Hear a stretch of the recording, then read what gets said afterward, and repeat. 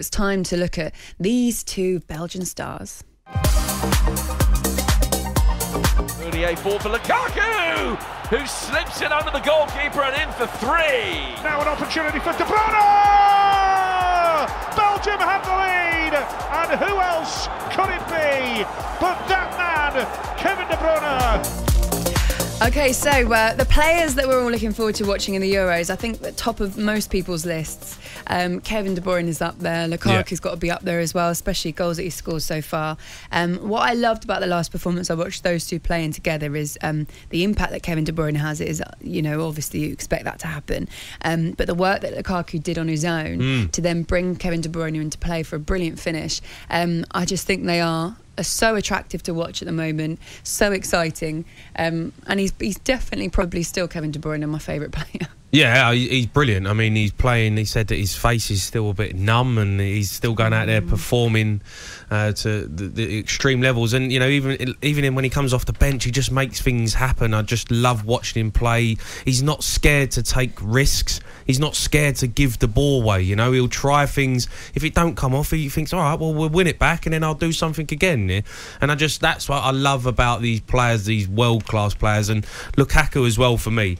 The reason I love Lukaku is he's playing up front and he's driving that team forward, but he occupies defences on his own.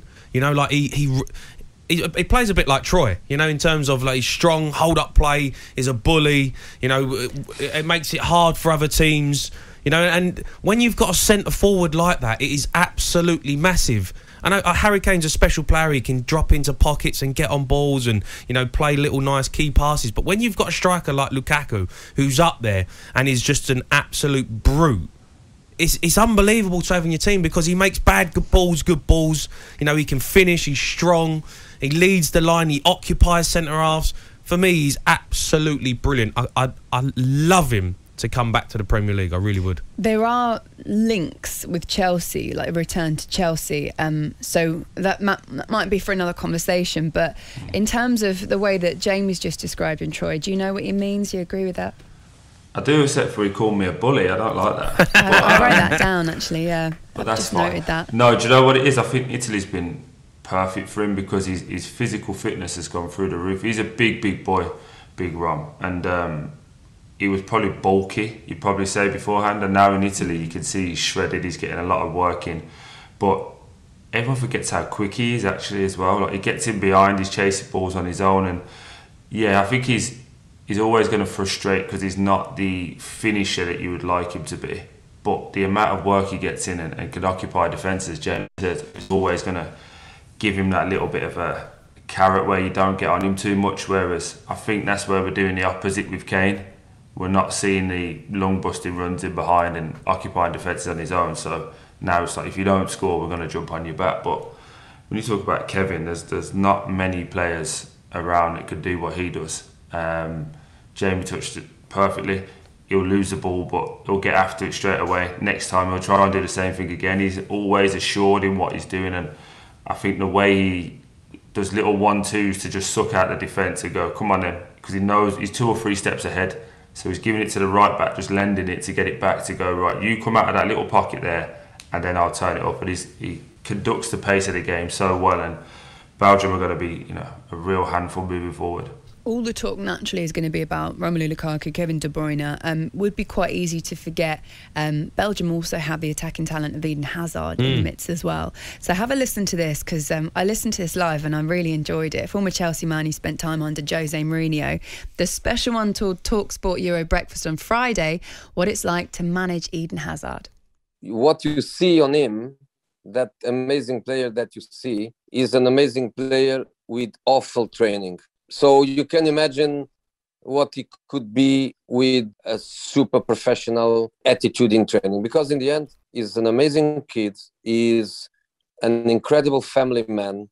He looks like he doesn't belong to this generation of players. He's very quiet, but he gets into the pitch every morning and it doesn't work much. When he goes into the pitch, you don't see the reflection of a weak work. You just see the reflection of his talent. There you go, Eden Hazard. I mean, Jose just confirming what lots of people have said about Eden Hazard over the years, that he trains when he wants, he'll put in the effort where he wants to. It's not often that he does it in training, but then performs on the pitch. Perhaps that's what we saw him do at Chelsea. Not so much at the moment, no. I don't mean with Belgium. I mean that move to Real Madrid hasn't seemed to work out that well, and there were suggestions that it wouldn't. I never understand that, Laura. I really, and I don't know how Troy feels about. I don't know how Troy trains, but I think you train the way you play, and you have to be 100%. I mean, look, you have rest days and things like that, but when you're out there and you're training, they only do a couple of hours a day. Like I think you've got to perform at your peak, and I know there's a lot of players that don't. I think Dele Alli's a bit like that as well, and you're not winning things on the training pitch. But I was always under the impression that you've got to train the way you play, because that will hold you in good stead. And I don't know if that's maybe caught up with him a little bit at Real Madrid. Yeah, I think the new generation don't get the grounding that we got though, mate. Where you'd have on a Friday, you'd have old v young, and you hated being on that young team because you just get kicked all over the place. But